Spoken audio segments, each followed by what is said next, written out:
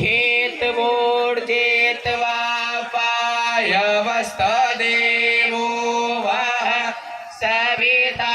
प्रार्पयतु श्रेष्ठतमा यकर्मण आप्यायध्वा मग्ना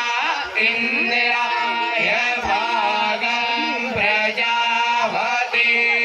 प्रजापतिरनमीवा अयस्मामा वस्तेन ईशतमागसत्कुसो ध्रुवा अस्मिन् गोपतौष्या कपप्पीर्जमानस्य पशून् पाहि वसुः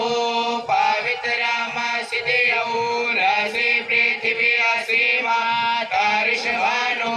घर्मो सि विश्वता असि